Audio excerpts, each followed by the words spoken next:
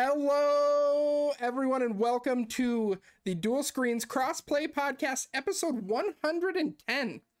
My name is Taylar Allan. I am sitting here with two beautiful boys, Kory, Andy. Hello, how are you guys doing? God, we've done this 110 times.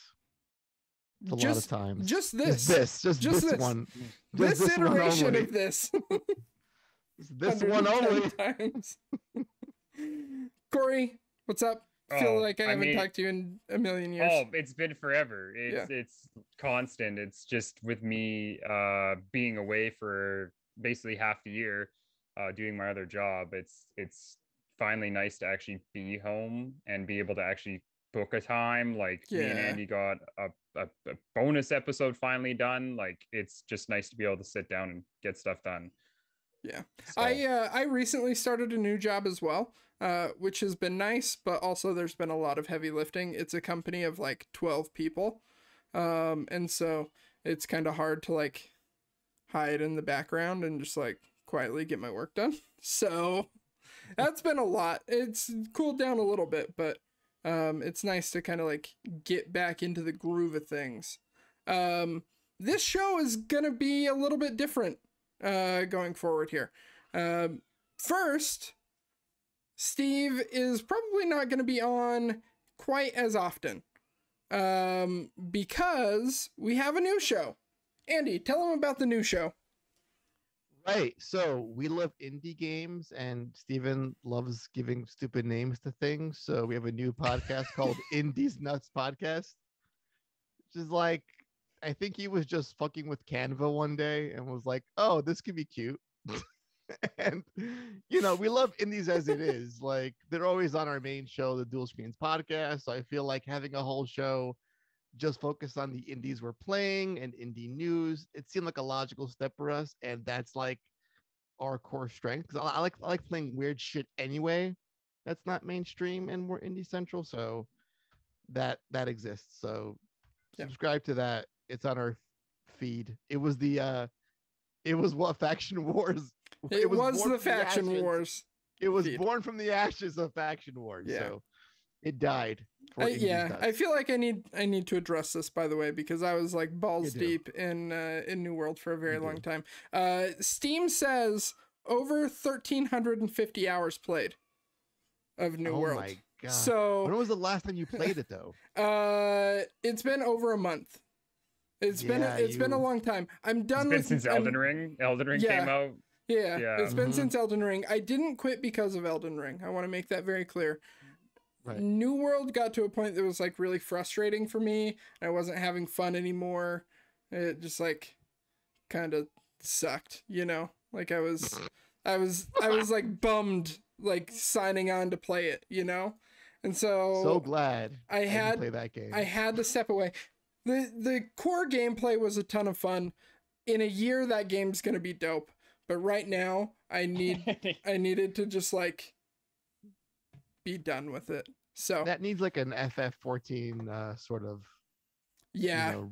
It's gonna take a lot of heavy lifting to get that game in a even an ESO approach. Place. I think like there's a lot of MMOs are one of those things where I don't think I've seen an MMO come out like day one and never be changed dramatically like and that's true with any live service game. Like it's not just the MMOs, like the Division, stuff like that. Destiny like all this shit.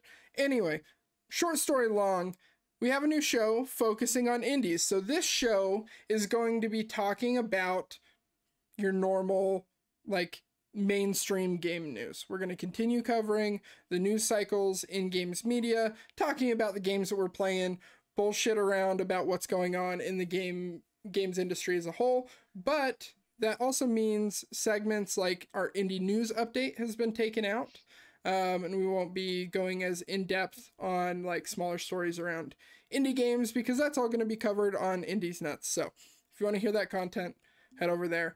I am also taking over the role of the primary host for this show, so my face will be here pretty much every week with a combination of Andy, Kory, Steve, and whoever else wants to join. Oh man, we can get it all the time with Matt. And Matt, yeah. Yeah. So now that we're on the same page, we can record practically almost on time every week. Almost. So don't fuck it up, Taylar. Don't fuck it up. So with that being said, welcome to the new and slightly worse Crossplay podcast. If you like this show, even with all the downgrades, make sure you head over to patreon.com/NDS podcast. Throw us $1. Support us there. You can join the Discord. The Discord's awesome. We've got a lot of really incredible people, some great conversations. So make sure you don't miss out. And special shout out to our Patreon producers, Colton, the Apprentice Nestler, and FNH Paul. We literally could not do this without you guys. So thank you so much.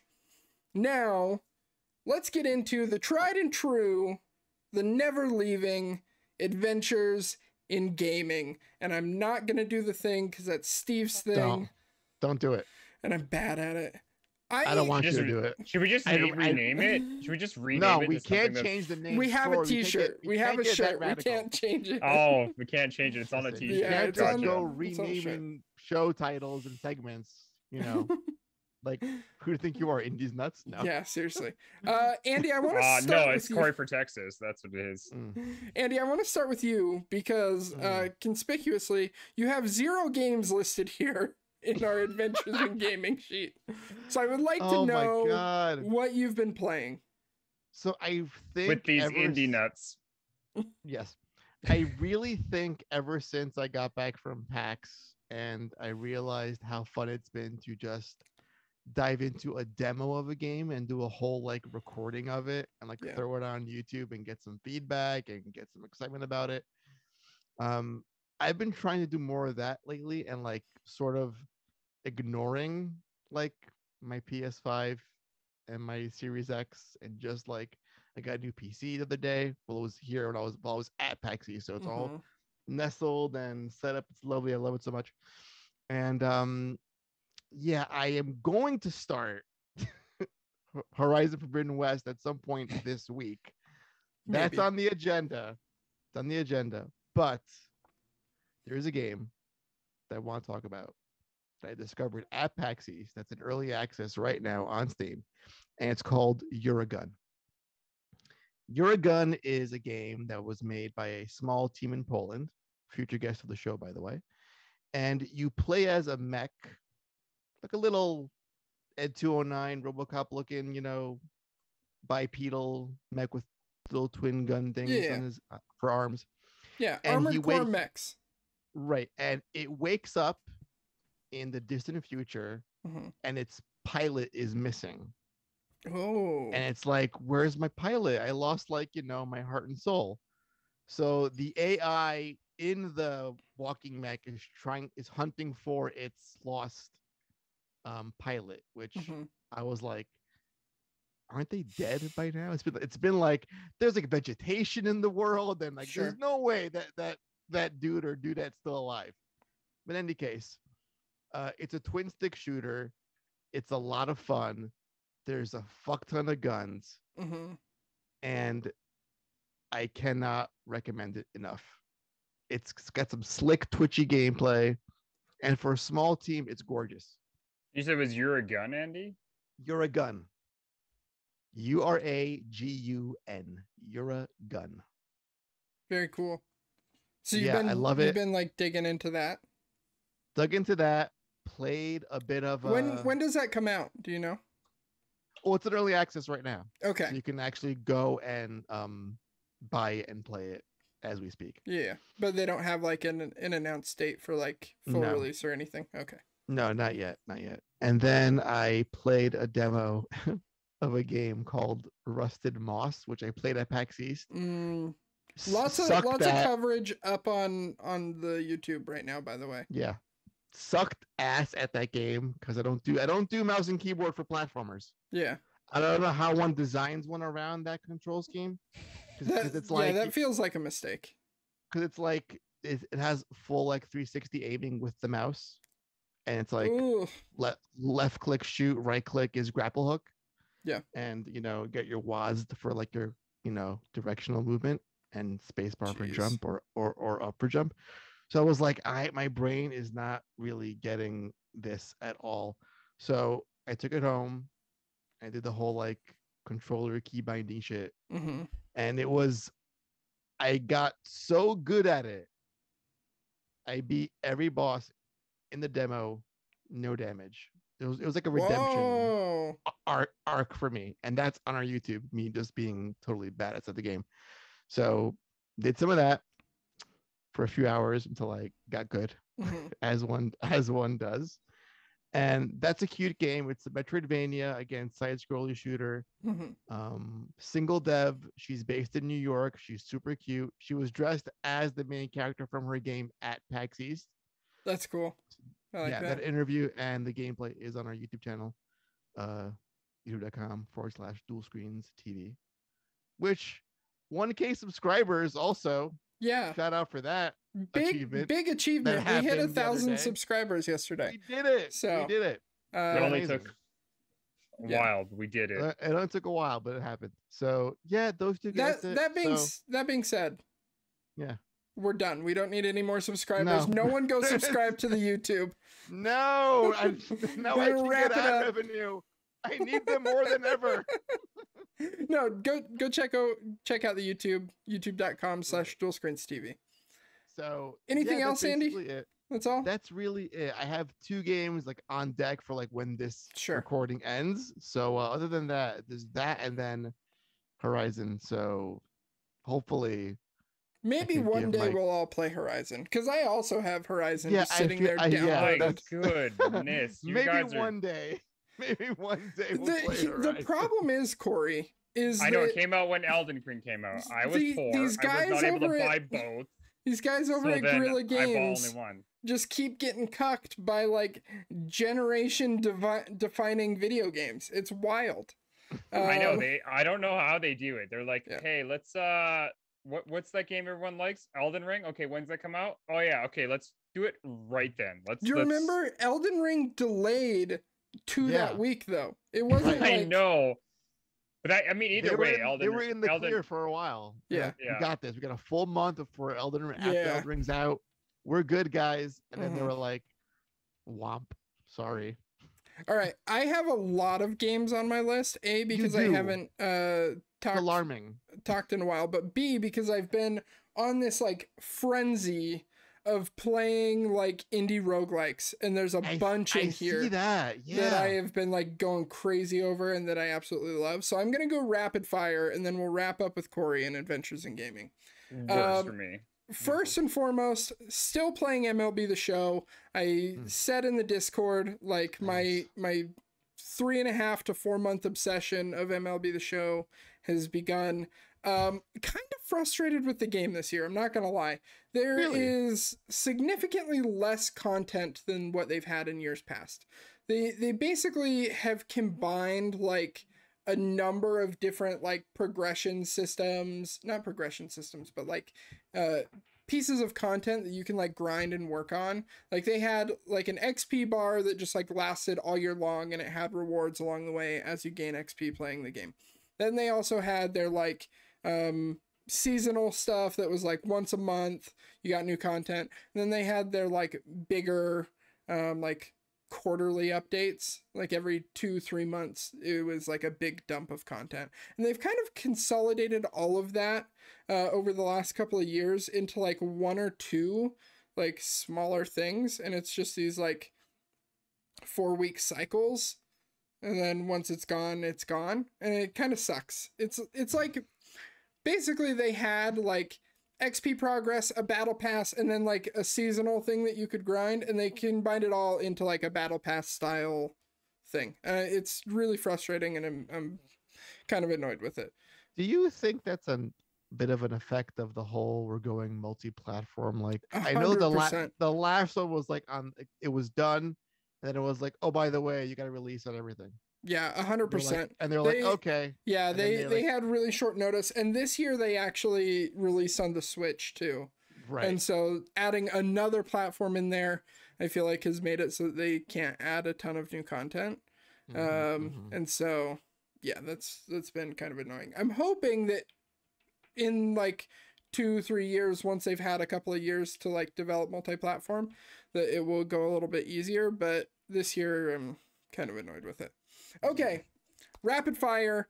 I have been playing a ton of indie roguelike games that are fucking awesome. First and foremost, you guys know I love Slay the Spire. Slay the Spire is one of my 100%. You're back on this shit again? Game. Here's the thing. Amazing game.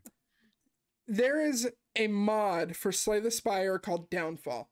It just got its own Steam page, and it is dope. You play as the bosses.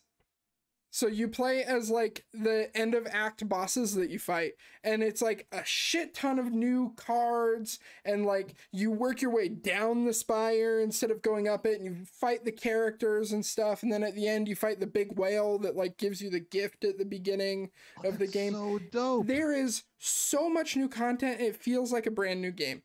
It's incredible. Hey. Plus, there's a new character that they added that has a fucking gun. If you want to just play normally, but with like Taylar, some new stuff. Like the exact kind of guest I want to get on the show. I have been playing so much Downfall. There are, I think, 7 bosses plus 1 new character. So it adds like 8 new characters for you to play, which is a ton. Like so many new mechanics. There's one boss character that I really, really like where it has cards that you can add into a function of 3 cards. And then once you get all 3, it like combines them together and creates a new card that you can play. And it has the effects of all of the cards. It's super strong. This is so dope. I'm looking at it right free. now. It's fucking free. Yeah, well, it would have to be. It's, you know, like, this is so cool. Yeah. So if you like deck builders, especially if you like Slay the Spire, go download Downfall. It's awesome. Okay. Thing number 2. I've been playing King Arthur Knight's Tale. This came out last week, maybe 2 weeks ago. It's kind of like XCOM style, strategy roguelike game, where you control Sir Mordred, who is like the mortal enemy of King Arthur. And it's like kind of a twist on the Arthurian legend. So, in this story, King Mordred and Arthur kill each other in battle, and they both come back to life, and Arthur turns evil. And so you have to like come back and like convince the Knights of the Round Table, who you were just fighting against, to join you to like take down Arthur. And they have this like really cool morality system, where you can choose to be like good or like a tyrant ruler, and then you can also embrace Christianity or like the old religion, like the pagan religion. And depending on those choices, you'll gain or lose loyalty from different Knights of the Round Table, which will give them like different effects, basically. Like it'll make them stronger or weaker in battle. Speaking my language, though. You're speaking my language. It's really cool. The hell sounds really cool. It definitely like has a little bit of jank, but it's super fun. And on top of that, you have like this, not exactly city management, but you like upgrade Camelot, and that allows you, it's a lot like XCOM 2, where you like upgrade your like mothership thing, and that allows you to like upgrade your soldiers and stuff like that. It's really good. Highly recommend it. Definitely go check it out. These are the guys that did the Warhammer 40k Martyr game. Okay. So they've got some pedigree there. It's a good game. Okay, Dwarf Romantic. This game is cute as fuck, and it's so much fun. You start with a hexagon tile, and then you have a stack of other hexagons that you can add. And on each side, it has like a plot of land, and basically you're just like building this like tapestry world. So it'll be like grass, house, tree, grass, or something, or whatever. And you have to like put them together, and if you match them up, you get bonus points. And as you're like chaining trees together or chaining houses together, you get more tiles that you can like use to create this like tapestry land. has like towns and railroads and rivers and forests. Like it's a ton of fun. It's very addicting. Each playthrough is like an hour. So if you just want to like sit down with something really casually and make cute little like towns with like animal sounds and soft piano in the background, Dwarf Romantic is awesome. Highly recommend. And it's like $10, $15, something like that. Okay. Rogue Legacy 2 came out recently. I've been playing a ton of that. How is that? It's fucking awesome. If you liked the first Rogue Legacy, you're gonna love this one. It's so good. Like, it's even deeper than the first one was. More upgrades, more classes that you can play as, even more like quirks and stuff for your characters. It's awesome. Highly recommend Rogue Legacy 2. Awesome. And then the game that I've been playing the most of recently that I just absolutely adore and I cannot wait for it to go full release is Peglin. Andy, what is this? Have you guys played this? Do you know what this is? It's in early access right now. I'm doing a Google right now, Taylor. Okay. Let's see. Why does that ring a bell so bad? Like it. Get this. Ready? Peglin. Maybe if I see it. Ready? Slay the Spire meets Peggle.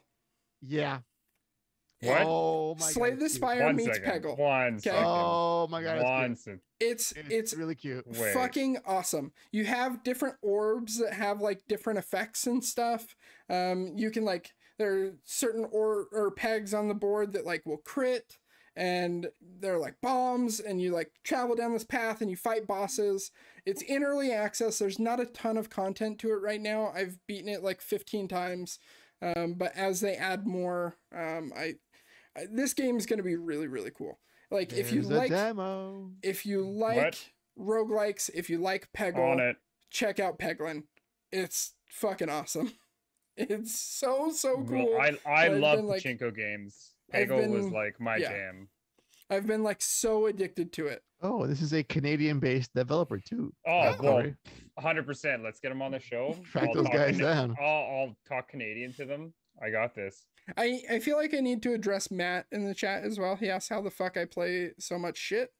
Matt, my job has a lot of downtime where I'm sending a bunch of emails and then I'm sitting there for an hour waiting for a bunch of responses to emails. And I sit at my computer where I also play games. So these like small indie roguelike games are perfect for like filling that downtime. Within a week's time, this will be a roguelike podcast. It's gonna happen. Yep. Indies roguelikes. Yeah. All right, Kory. I feel like I've been just spewing for so long. So Kory, that's fine. Just spew faster. Yeah. So for me, I'm not gonna go into too much detail about like the other two games that like have probably been talked to before. I mean, I play Chell right now just because I find that's my game that whenever I have the downtime when I get back, the first couple days back, I just can't mentally play anything that takes any mental strength, so I just play Chell. For those who can't speak Canadian, is for me. Yeah. For those who can't speak the Canadian lingo for that's NHL. Did you say Chell? Yeah, you changed Chell. Yeah. Got it. I was like, what the fuck game is this? I had no idea what you're talking about. I was like, yeah, what? So like you play Chell. Like the character from Portal? Chell? I was like, Chell. Yeah. No, that's just so either way, I play a bit of that, play a little bit of Yakuza 5, which I mean, for me, I like going back to Yakuza games. They're almost so much fun to explore. I am finding that 5 is actually quite interesting. The idea that now I'm driving a taxi and drag racing people in a taxi seems like an interesting idea.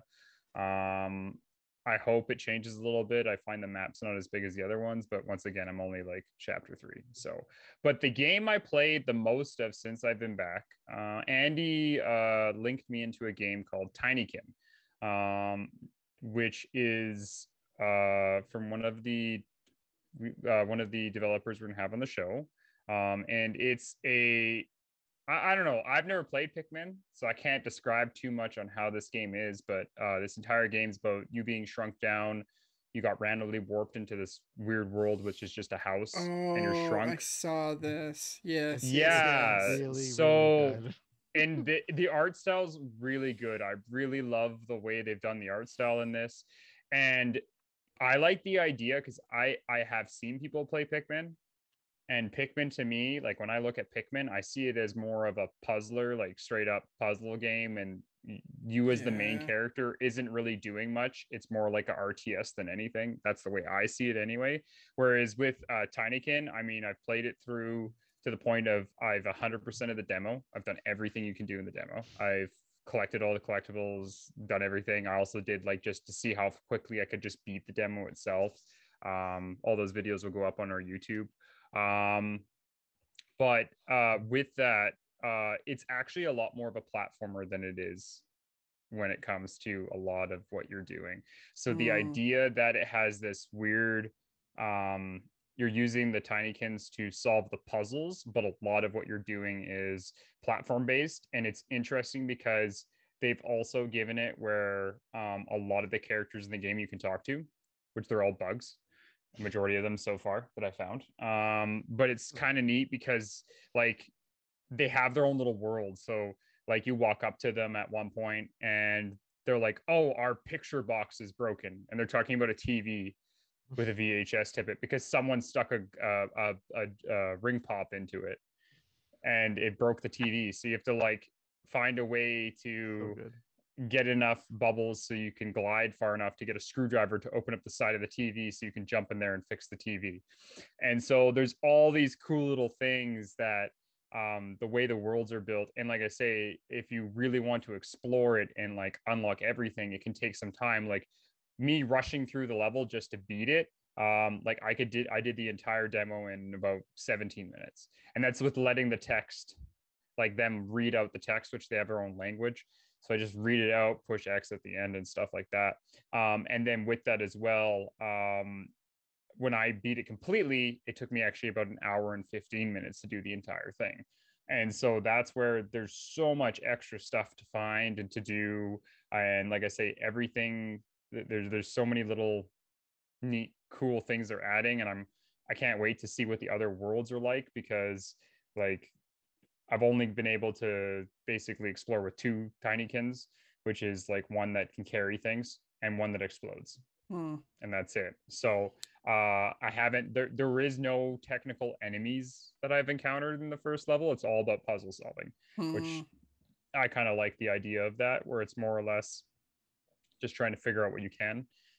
So there's lots to do, which is really a lot of fun. And I'm glad Andy showed it to me, and I'm gonna probably play a lot more once we get the full release. I'll be definitely diving hard into that. It's essentially Pikmin and Banjo-Kazooie like smashed together. Yeah, that's the vibe I get from it. The art style in this is gorgeous. It reminds me of like Gravity Falls or like the Mitchells versus the Machines. Like I've not heard that name in a long time. I love Gravity Falls. It's like one of my favorite cartoons ever. It's so good. Gravity Falls. I actually just recently started rewatching it on Disney Plus. So shit. Yeah. But the art style is a lot like that. The what's the creator's name? Alex Hirsch. He also did Mitchell's versus the Machines. It's a lot of that, like Well, the cool art style with this too is it's kind of like a 2D what do they call it? 2D 3D. Like it's a 2D 3D because all the characters are done in 2D sprites. But the way when you walk around them, it actually moves the camera around them. And it's really cool how a lot of the time when you try to do things like that, either you run into the Paper Mario problem where they look like they're flat and you can't look around them. Whereas the way the camera works really well. Like I'm actually quite surprised that like, I know it's more of a pain in the butt for everyone, but I have an ultra wide monitor. So when I was playing this, the game automatically went ultra wide. I did not have the option to change it. They haven't put that into the demo, but the idea that this game was instantly ultra wide, it was able to do that. There was no like flaws. I didn't have any glitches. I didn't have any like issues with like cutting or anything like that. Like this game runs so good, and they recommend you play on a controller, which I am so happy for because like this game does need to be played on a controller the way it plays. You and me both. All right. And it's so good. And it's coming to console and PC Andy, when it does come out. Taylar. Speaking of consoles and PCs. Oh boy. What the fuck's going on with Square Enix? Oh my god. This was like the most random ass piece news I ever woke up to like in a long time. So after what I feel like has been months of someone's buying Square Enix, either like a Sony or maybe a Microsoft or Tencent or, me or some shit. Yeah. Along comes Embracer and just embraces small little chunks, the Western chunks of Square Enix. So I think all in all, they gobbled up Eidos, Montreal, Crystal Dynamics, and there's a third one. I think the dudes that do, Deus Ex, if that's also Eidos, I'm not sure. But like there's 3 core teams that they got. Deus Ex, yeah. And all in all, for the tune of $300-ish million, super cheap. Yeah. And they got like Tomb Raider, Legacy of Kain, Deus Ex, Gex, like. I cannot believe that all of the IP was included in that. Right. That like was insane. 1,000+ employees as well. I feel like the Tomb Raider IP alone, like, right, that has to be worth a pretty big portion of that, right? See, that's like the thing. Like the initial chatter was, how can these IP, which we think have a lot of value to them, be sold off for what is pennies compared to most deals like 70 billion for Activision or 4 billion for Bungie. It's like, Sony paid a little bit less than that just for Insomniac. That was a $220 million deal. And this is like a little bit more than that. And you get all these IP plus studios plus employees. Yeah. So it was a bit of a head scratcher at first. But then like when you look back and you see just how much money Eidos bled out of Square when Avengers came. Oh man, that was such a lot. Like when you look even the last 3 games that Eidos has made, the only profitable one I think they've made is the Tomb Raider, because Marvel lost the money. The latest Deus Ex lost the money, which is such a shame, by the way. Like, Deus Ex, Mankind Divided was so good. The game was deserved a lot better. I think the biggest issue, and this is where I know when I looked at originally wanting to be I still want to be a overseas game rep. The biggest thing that runs into an issue with companies that either are based in Japan and own a Western company or vice versa, the biggest the cost they have is their issue is the transfer of doing everything. So when they develop a game, they have to have all those people that go back and forth and fly from Japan to here to make sure everything's going okay. And a lot of the problem is that they can't exchange check that, rates and stuff too. Yeah, and then if they can't check that, that's where stuff goes. They just have to trust it, right? And I think that's where, I don't know. I mean, in all honesty, it's kind of nice to see maybe another team taking the reins, because I mean, let's remember Tomb Raider went from like where it was, and then it got changed into a new development, and then that's when we saw good Tomb Raider games come back out, right? So maybe this is what a lot of those things need. Maybe this is how we get our Legacy of Kain's games back. Like, I'm hoping that this kind of sale here helps another team take the reins and really give it a new spin, right? I know with Tomb Raider, I know their new spin would be like what, the 4th time we've seen Lara Croft change in her time, but at the exact same time right now, you look at what Square is doing and a lot of other companies are doing, and even with just revitalizing older series and just giving it a spin or a new identity, it seems to be really profitable for a lot of companies. And I think to give something like that to a new company and to give them the reins of it again, I think that's what you have to do. And to give them the employees, I think that helps even more, because now they get, okay, we did this, let us help you make a new version of it, but let's change it a little bit, right? You have that new blood, right? Yeah. And also, let's not forget that when Square initially bought these studios, it was like I think for like $100 million. They didn't pay a lot. That's fair. Oh no, they didn't pay. They paid nothing back in. So they paid nothing for IDOS. You know, like for all the losses they may have incurred, at least they sold that back for like they upsold it. You know. Yeah. In some respect. I think one of the things that this reveals the most is like Square doesn't value these like Western IPs a ton, which you know, whether they're right or wrong on that, that's fine. But I think I don't think they ever did. I think this like makes the IO Interactive situation makes so much more sense, right? Yep. Like letting them just like walk away with the Hitman IP.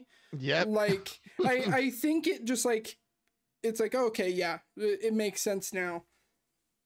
Square just like didn't value it, you know, which is fine. You know, if they don't feel like that's where their value is, like in reality, looking at this compared to like, let's even just say the Final Fantasy IP, like they probably make this much on Final Fantasy 14 subscriptions in a year. You know what I mean? Yeah. Like, so it's they kinda... make this much in like a couple months. Like what is it? Right. They're up to like 14.5 million players, right? Oh jeez. Yeah. Okay.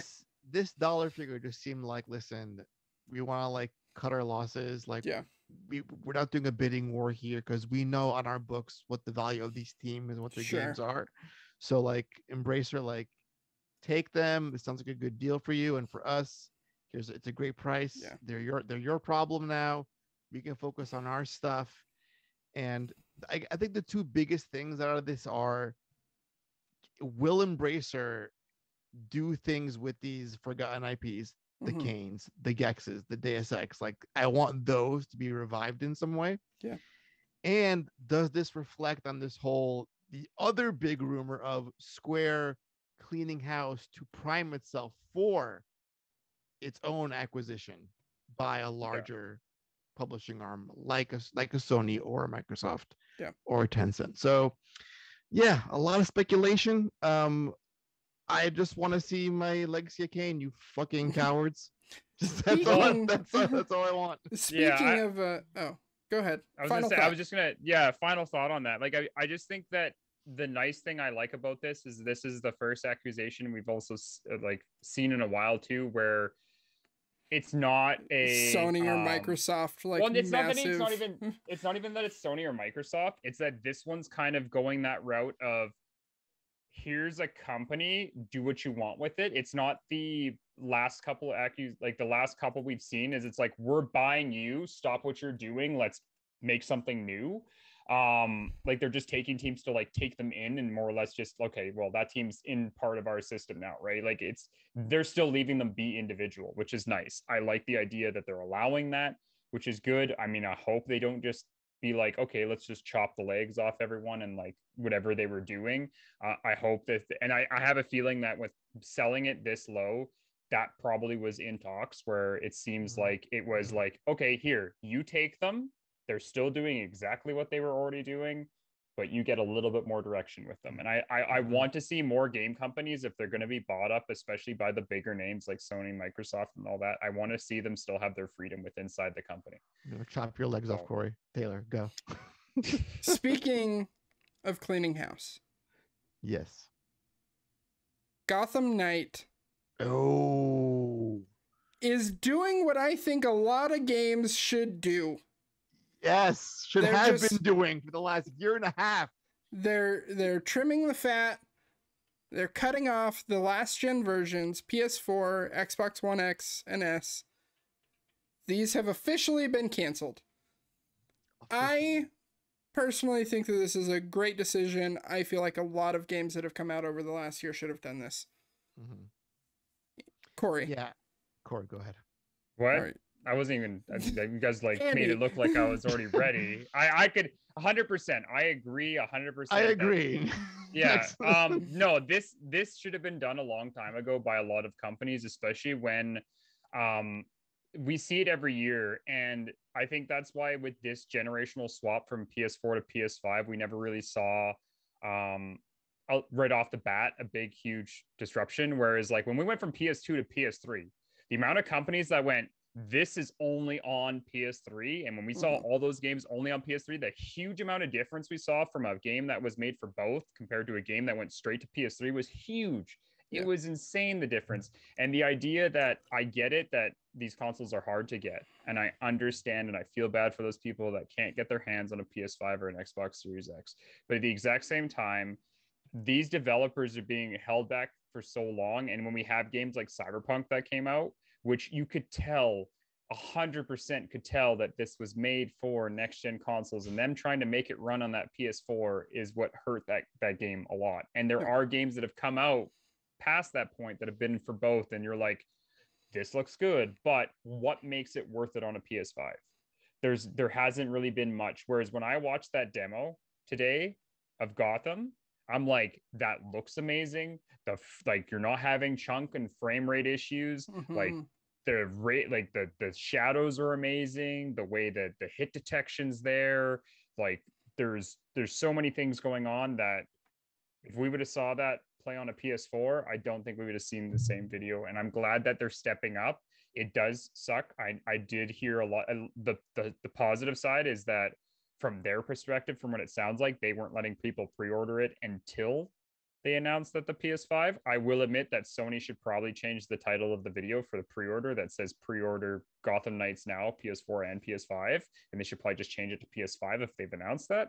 But on top of that, it's just, I think this is a good move forward. And I think it's nice to, it's good that they also did it with a game that's not a big, huge title. Like, it's not a title that's going to be like, oh, here's the next Elder Scrolls. And all of a sudden they're like, yeah, guess what? Only next gen, have fun. And everyone's like, whoa, wait a second. I think they have to do that with these big titles though. Like I think they do.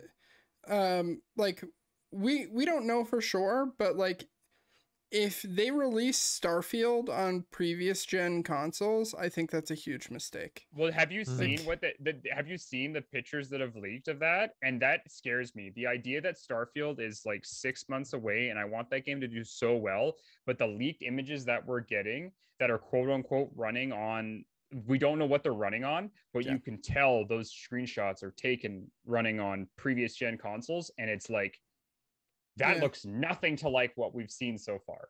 And I really want companies to start to realize like the power difference between a PS4 and a PS5 is so big. And that if you're going to currently get the current next gen experience, you really need to move to next gen. Yeah. And that's the biggest thing. I think a lot of like previous gen upgrades have been primarily around visual, right? You know, upgrading to 720p and then to 1080, you know, 4K now. But like we've seen visual jumps, and they've been less and less impactful these last couple of generations. Whereas like, you know, the visual between PS4 and PS5 is like, it's nice, but it's not like a reason to go out and buy the console. The main reason that we are in a new console generation now is the technology allows them to do like cool shit with the gameplay, right? It allows you to have more systems working at the same time because of the SSD. It allows people to like streamline their asset creation because of, you know, some of the technologies in Unreal Engine around like the AI like 4K scaling and stuff like that. Like the technology and like the things that they can do on a gameplay level is what's differentiating this generation from last. And so if that means that we have to like chop off the last generation at the knees and it's going to suffer because of it and the systems aren't all there, like you might as well just cancel it. It's not worth it. It's not worth having the like negative impact of, you know, releasing the game and it being shit, you know? Like I don't care if they can get it to look about the same or have the good frame rate or whatever. If they can't have it meet the systems that they want it to play as, then there's no point in releasing it on those old systems. Right. I have just two. Okay. Two small thoughts about this. I think it's nice knowing that as a fortunate enough to have a next generation console that I know when I get a cross-gen game, I am playing the quote-unquote best version of that game, be it the frame rate, the resolution, the haptic feedback, all that stuff. It's nice knowing that this game is going to be its best version now when it gets released. Right off the bat. Because it will only be on this current generation hardware. Yep. And I think what's happening is my second point. I think had Microsoft and Sony got sales metrics for how their first party stuff does on new shit compared to old shit, folks are waiting to get their PS5 or their Series X to buy the, again, better version of the Horizons, the Halos. So it's nice knowing that we can leave the old behind in good faith, because the audience is waiting for the new hardware to play the newer games on. So I don't think you're losing much if you cut off that audience. They're there. They're going to jump over at some point. Yeah. And when they do, they'll buy your games. Yeah. So I mean, obviously, like, you're cutting out a huge install base, but theoretically, yes. Adoption of the new consoles has been incredibly high. Like, they sell out immediately as soon as... The demand is also still very high. Yeah. Demand is super high. Like, I don't feel like you're losing out on much. Like, you're telling me, like, the person that wants to play God of War Ragnarok, if it was just PS5 and it looked like fucking God, what God would look like in a game, that they wouldn't just wait a year or two for a PS, they would wait. Yeah. They would wait. All right. Well, and that's the big thing too. I think we hit the nail on the head, is that the idea is that if I could play a mediocre game on a PS4 / and have a PS5 version, or I could play this crazy good version on just a PS5, I mean, that's where, I mean, how are you supposed to drive new console sales if the only good thing to do with it is to have ray tracing?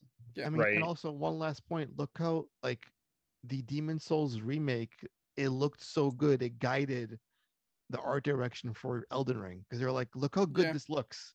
We have to try to match this on some level. So that's what we're holding back, I feel, with this whole like cross-gen bullshit.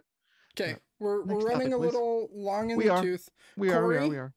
We have 2 pieces of news coming out of EA this week. Oh God, 100%. This is like I could like unplug right now because I don't give a shit. But go on. Andy just absolutely does not care. Go like if I was to smoke, I would just be like, tell me the good news first. Give me the good stuff.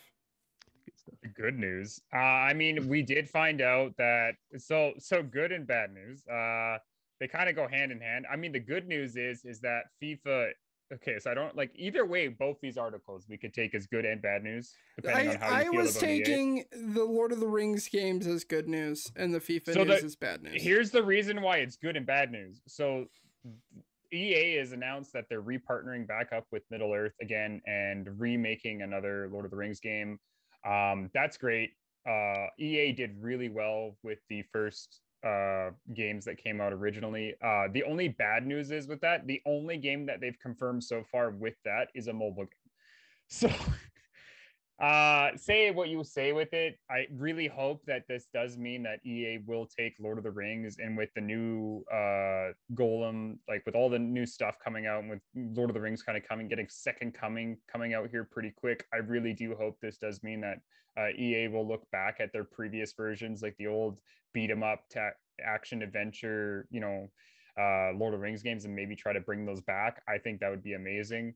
Like Lego games can do it all the time, where we go back to these same stories we've done a bazillion times, but they just make it nice and cool and interesting, and we come back and we give them all of our money for it. So I would really love to see EA possibly do something like that, especially because the second news part of that is it looks like EA is gonna lose the FIFA contract. Man. So with that, it's not that they're going to not be producing FIFA anymore. From what the sounds of it is that FIFA itself as an organization is now going to not be only EA. So that does mean that we are going to see possibly other companies come after 2023. We're going to see a lot of companies start coming out with FIFA games or soccer related games. So weird to even think about that. So from what I understand, they still maintain access to the FIFA license. They're not exclusive anymore, but they're not going to be losing like teams associated with FIFA. Like that the Federation is still like supporting it and stuff. We're not like losing out on a bunch of players or teams or things like that. I don't know. I'm talking out of my ass here. I don't play FIFA, but none of us do. Yeah. It sounds like it's they're going less of the like Madden partnership and more towards, you know, something. As like different. A non-sports player, you know, outside looking into annual sport game releases like a FIFA or a Madden, I think having other teams develop games for it is a great opportunity for new shit, for innovation, to change it up and to maybe make it not stale anymore. Because I feel like those who buy these games only get them because it's the current year FIFA, so I got to buy it because it's the current year FIFA. Yeah, so just to give a little quote here of what they said in the article is licensing rights for the game earns FIFA about $150 million a year annually, the single biggest commercial earner in the expected $7 billion revenue of 2019 to 2022. Though FIFA struck a definite tone with publishers after the last couple announcements of losing income, FIFA promises a number of non-simulated games that are already under production and will launch ahead of the 2022 Cup. Backyard so this is FIFA. Where they said they can assure that the only authentic and real game that FIFA's name will be the best one available for the gamers above. So basically what FIFA's doing is making it so that EA no longer has the exclusivity rights and that they're just going to allow it to have free. They're more or less going to take the EA not paying them revenue to say, hey, let's get more than just one company producing our game. And I think that it's a smart idea because to be honest, if we give those back, like the one of the funnest games to play is like the FIFA, like the backyard FIFA or whatever the heck they called it, the EA made. That was a fun game. Same with the Madden, same with the like street hoops and stuff like that. And I remember those games. It'd be really neat to see those games come back by another developer that like love those games, because now that's the coolest thing is we're seeing a lot of developers that are going, hey, like you guys talked about it at Indie at PAX East, where one of the best games was WrestleQuest, where a company's like, let's take wrestling, make it into a RPG and whatever. And it's just because they were able to get the rights for certain characters and they just did it. And that's where I think that we're moving into kind of this tone of video games where it's like, hey, do you have an idea for soccer or idea for whatever? Cool, here, go with it. Like Rocket League. Or as some people don't remember the original name when they first came soccer. out. Super acrobatic rocket-powered battle cars. Car soccer. Car soccer. Car soccer. But the idea that different versions of a traditional sport that we know be able to flex on it and do different things with it, I think it's a cool way to do it. And same thing with Lord of the Rings. I just really hope that that it works so well. Final news coming out of EA, because I forgot that Apex. That there was more. Oh, Apex. EA. Okay. Final piece. The Apex minute. Yes. Minute of Apex. Apex Legends Season 13 is out now. It releases today with a brand new character, Newcastle, who seems very OP. He seems like he's just so broken and better than all of the other characters, which is pretty standard for when Respawn puts new characters in the game. They make them super, super strong, then nerf them into the ground, and then no one plays them ever again. So or at all, if you're like me. Yeah, so we'll see how that goes. Seems cool. Giant crab is on the map. They couldn't get the rights to King Kong, so they had to have a giant crab. Giant crab? Yeah, big dead crab. You can run on it. big dead crab. Big dead crab. Warzone has a King Kong and Godzilla. So are oversized crustaceans part of the Apex lore? Yes. I have no idea. Yeah, if this was a thing. Yeah, 100%. This was the sales pitch, Taylor. There's just giant fucking crabs in the game. Giant crab. All right. I'll play it. Mark it on your calendar. Andy is playing. I'll play it. Apex Legends Season 13. I wasn't told that there was giant fucking crabs in the game. Yeah, giant crab.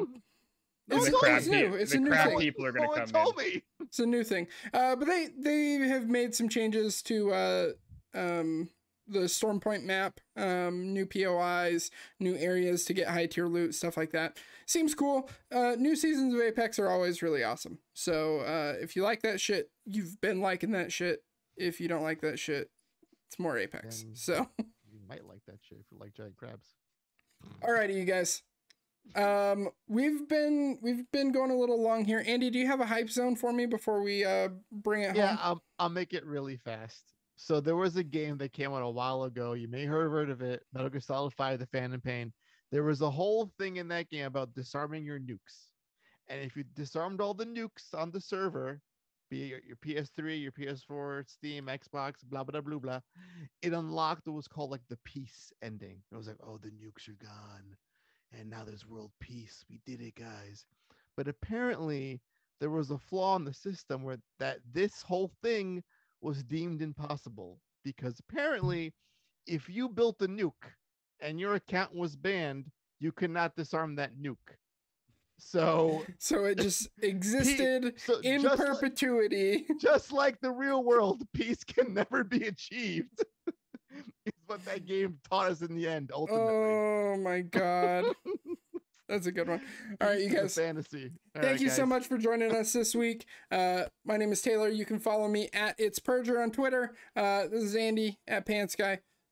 Kory at The Grounded Gamer, double D, no E. Join our Facebook group, facebook.com/group/DS podcasts. Follow the Twitch stream, of course, twitch.tv/dualscreenstreams. youtube.com/dualscreenstv. And most importantly, if you like what we do, you want to support us even more, go throw us $1 over on Patreon, patreon.com/NDS podcasts, where you can join our exclusive Discord and get other perks as well. Until next time, please be awesome to each other.